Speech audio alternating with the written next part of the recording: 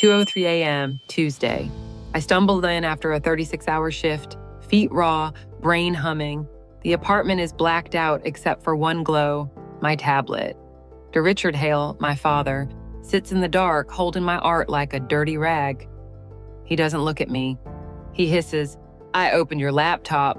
This isn't art, it's a disgrace." Then louder, "You're not an artist, you're a mistake with Wi-Fi. Caroline, my mother, won't meet my eyes."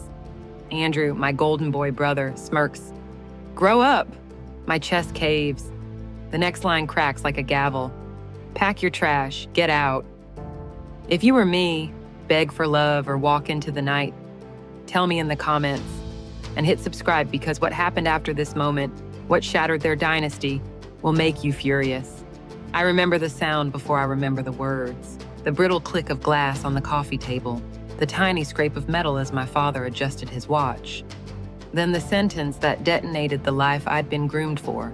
"Pack your trash. Get out." It was 2 a.m. on a Tuesday, 36 hours on my feet, hands still smelling like sanitizer, and he said it like a discharge order. Cold, efficient, final. I didn't fight, I didn't plead.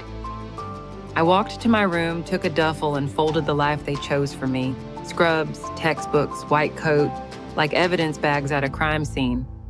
If you were me in that hallway, would you beg for a love that calls you garbage? Or would you leave with your pulse, pounding like a warning bell?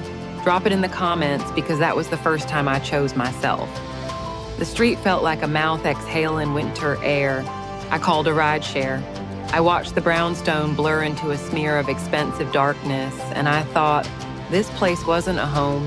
It was a museum. I'd been preserved under glass. Donor plaque daughter. Future doctor so-and-so. Every dinner we ever ate was a performance review.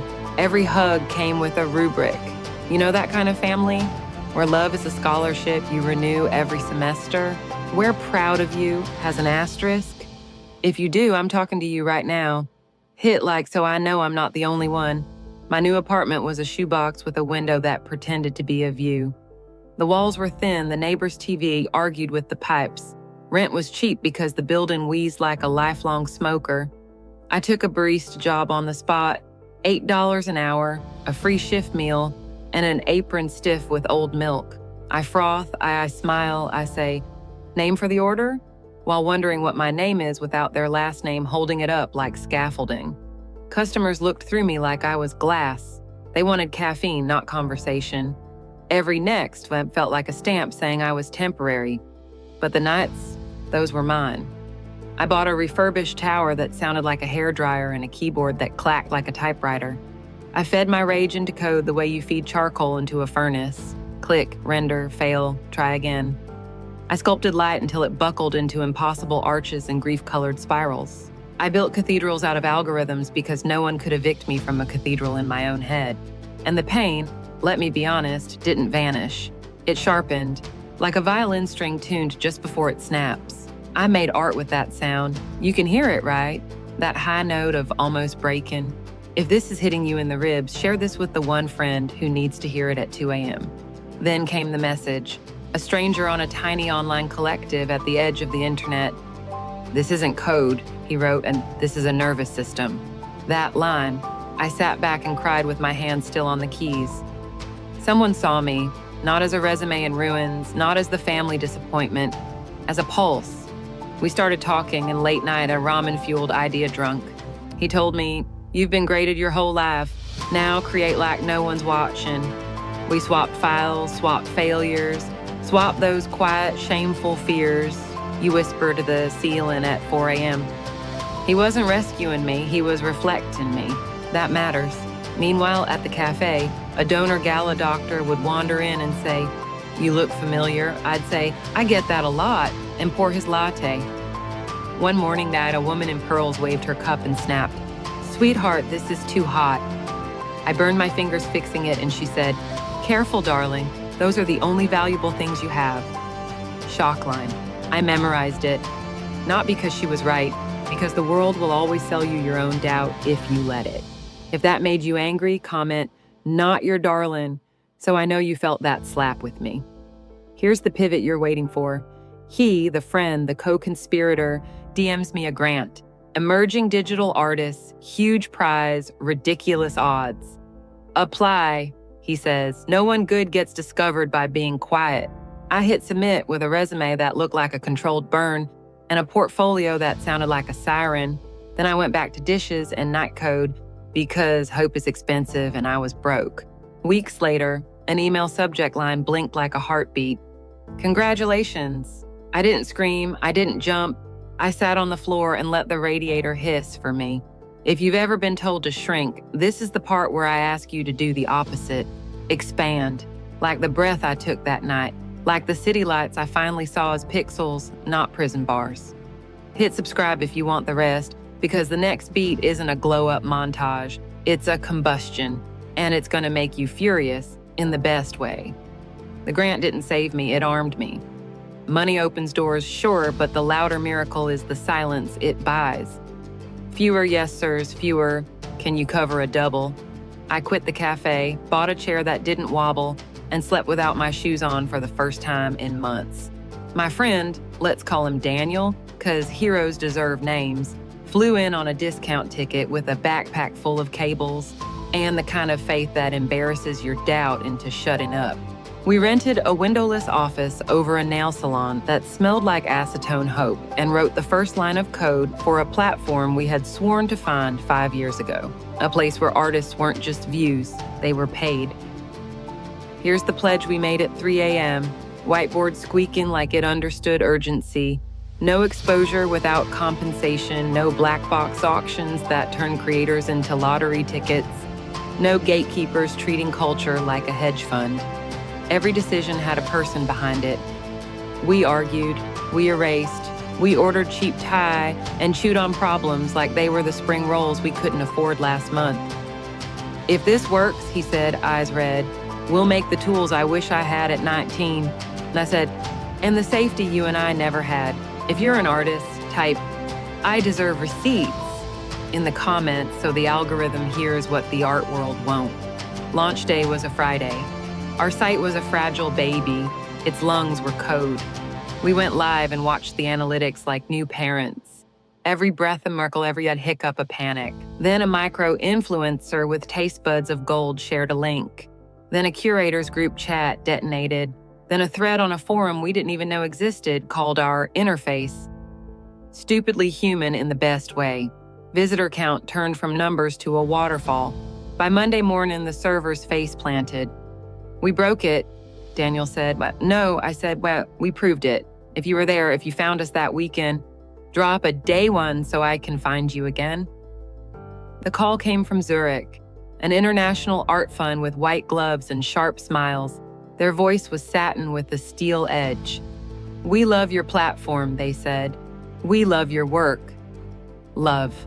Funny word from people who collect names like stamps. They wanted everything. My debut collection, the core technology, a partnership that sounded like a marriage with a prenup I'd never win. Our lawyer, an angel in a blazer, tapped the document and said, they expect you to say yes to the first offer. I said, let's make them expect wrong. Negotiations lasted 6 months. I learned to measure time in red lines. I learned the corporate art of silence as weapon, say nothing. Watch them fill the space. They started at a number that made me laugh into my coffee. We countered. They added flattery like garnish. We told them to eat their vegetables. Fair artist splits, transparent royalties, creator vetoes on curation. Shock line from their side. Artists don't want to think about money. My answer, they don't want to think about rent. There's a difference. If you felt that in your spine, like this video so it moves. When the final number landed, 25 million, I stared at the zeros until they turned abstract. Money isn't real until it changes the weather around you. Suddenly, rooms got warmer when I walked in. People I hadn't heard from in years remembered birthdays I never told them. I bought a one-way ticket to the desert because I wanted a horizon big enough to hold what I felt. Santa Fe, adobe bones, and a sky like a cathedral ceiling. I found a place with a studio wall made of glass, the canyon leaning in like a friend. I wired $22 million like I was paying an overdue bill to the version of me that slept in a shoebox. It wasn't a flex. It was an apology. Here's the part the success documentaries cut out. The first night in that house felt like fraud. Every footstep echoed like the word imposter in a marble foyer. I stood in a studio built for giants and tried to inhabit my body. My father's ghost, alive but far, whispered, "I hold lives in my hands." I looked at my screensaver and thought, I hold light. The guilt sat heavy on my sternum, right where a stethoscope used to. The brain does cruel math at 3 a.m. Surgeon saves one life, artist saves... what? My chest replied with a quiet rebellion, saves the part of us that wants to be more than a spreadsheet. If you've ever won and felt worse before you felt better, tell me below you're not broken. You're between versions. Work rescued me again. The acquisition closed, integration began. We hired, we built. We wrote policy like it was poetry. We flew to Europe and said no in boardrooms where yes is the default. We pushed features no one asked for but everyone needed. Kill switches for toxic comment storms, delayed payouts with creator-controlled release dates, contracts in plain English you could read without a law degree and a therapist. Every win smoothed a ridge in me I didn't know was clenched. Then the email, art forum, the cathedral bell of establishment approval, cover story, photos of the studio, the desert, the pool shaped like a question mark. The headline called me the $25 million ghost, which was both flattering and felt like a dare. The issue dropped, and for 3 days I let the noise pass through me like wind. On the 4th, my phone lit with a Chicago number I knew by heart, but hadn't dialed in a year. I stared at it and thought, ghosts don't get phone calls. Then I picked up, and that's where the rage part of this story starts. Stay, because what came next will make you want to throw a chair on my behalf. Hey, sis.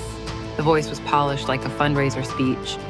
My brother, Andrew, golden since birth, lacquered in expectation. Long time, Mom and Dad saw the article. Proud of you. Proud, the word clanged. He continued, casual like a pickpocket. We should visit, reconnect. I said yes the way you schedule a root canal. You know it's going to hurt and you want it done. They arrived in Santa Fe looking like business casual, got lost on a hike. My mother, Carolyn, wore pearls to the desert. My father, to Richard Hale, stood in the foyer, gaze combing square footage like he was reading an x-ray for fractures. It's spacious, he said, which is dynasty speak for how much? I gave the tour like a docent in a museum of the life I built after they kicked me out. The studio stopped them. My screens glowed with an unfinished piece, a spiral of light folding in on itself, then opening like a hand. Andrew squinted. This is what you do now?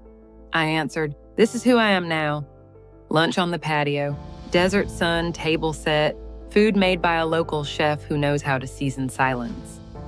We danced through small talk until small talk got tired. My father put his napkin down like a judge placing a verdict. We didn't just come to see the house, he began, eyes on the horizon as if I were too bright to look at. Andrew's practice is overextended. My brother studied his hands. My mother jumped in with the smile of someone about to sell timeshares. We thought, given your success, you could help. An investment to keep the family name strong. There it was, not a reconciliation, a transaction. The invoice disguised as an embrace. Here's the shock line that will live in my bones rent-free. You owe us. He said it softly, like a diagnosis. We raised you. We paid for your education. You wouldn't be here without us. I felt something in me go still. Not anger, not panic, clarity, the kind you get when the plane finally breaks through the cloud layer and the sky is so blindingly obvious you laugh. I set my glass down. No. The way his head snapped, you'd think the word was brand new. No, he echoed like he was reading a chart with an impossible lab result. No, I repeated. I won't invest in Andrew's practice. I won't underwrite your legacy. I'm done paying tithes to a church I stopped attending. He went pale. My mother reached for my hand like a reflex. We're family, she whispered, like magic that used to work. Family shows up. I looked at her, the woman who rearranged silverware instead of speaking up when I was thrown out, and said, you showed up for the headline. Andrew finally spoke, voice small. You don't have to be cruel. I turned to him, the golden son who never had to choose between being loved and being himself. Cruel, I said, was your mistake with Wi-Fi. Cruel was pack your trash. This is a boundary. The fury online will mirror what I felt then. If you're watching and your jaw is tight, comment that boundaries aren't cruel if you've had to build them brick by brick with your bare hands, because what happened next was the cleanest break of my life. I stood. The desert looked back like an ally. You live an extractive life, I told my father. Everything is a resource, credentials, children, even grief. You use medicine like a dynasty machine, status in, applause out. I'm not an asset underperforming. I'm a person. He opened his mouth, closed it, found no language for a daughter who wouldn't negotiate. That's the secret most powerful people keep from you. They don't know how to handle no. I laid out my ledger. I am investing, I said. Papers just finalized. A community studio on the south side. Kids who've been told their passion is a waste of good metal. They'll have keys, mentors, stipends. We'll pay them to learn. That's my family office. My mother's pearls clicked like a confession. Andrew's jaw worked. No sound came out. My father stared at the canyon as if it might prescribe something. I told them the guest rooms were made up and also that they should leave. Both were true. I was done performing hospitality at my own expense. My father nodded once, the surrender disguised as dignity. They walked back through the house like tourists who didn't like the tour. I didn't watch the SUV pull away. I went to the studio, touched the keyboard, and the spiral on the screen opened like a pupil to light. 6 months later, the building I promised is loud in the best ways. Paint on the floor, laughter ricocheting off concrete. The sound of a 3D printer singing hope. Daniel runs ops from the guest house. He's better at hiring than sleeping.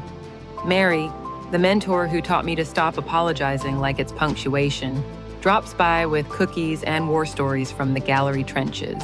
The kids show up with backpacks full of sketchbooks and phones full of ideas.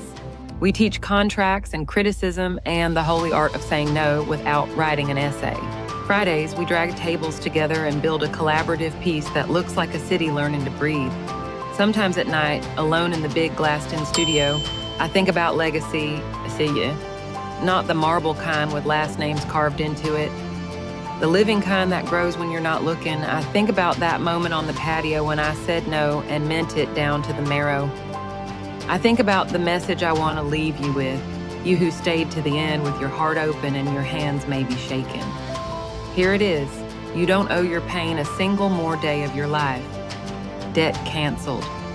If this gave you language for something you've been feeling, like comment, share it with the bravest person you know. Not for me, for the kid on a beat-up laptop at 2 a.m. who needs proof that walking away isn't quitting. It's beginning. Here's where I land. 6 months in, the studio hums like a heartbeat. Kids dragging hope across canvas, code bending into light, laughter spilling down the hall. Some nights I stand in the glass box and watch the desert go dark, and I ask myself the question you're probably asking too. Am I in the wrong? For saying no to people who taught me love was a receipt? For choosing a generative life over an extractive legacy? Here's my truth. I didn't burn a bridge. I stopped paying a toll. The lesson I keep relearning is simple and brutal. Peace isn't free, it's financed by boundaries. You can mourn the childhood you didn't get and protect the adulthood you're building. Both can be true, and when the guilt knocks, I remind it. Survival wasn't betrayal. Self-respect isn't cruelty. Healing is work. If any part of this hit a nerve, tell me below. What would you have done? Was I out of line or finally in alignment? Drop a comment. If this gave you language for something you felt alone with, tap like so it finds the next person awake at 2 a.m. Share it with someone who needs a spine-stiffening story tonight. And if you want the next chapter, subscribe. We're just getting started.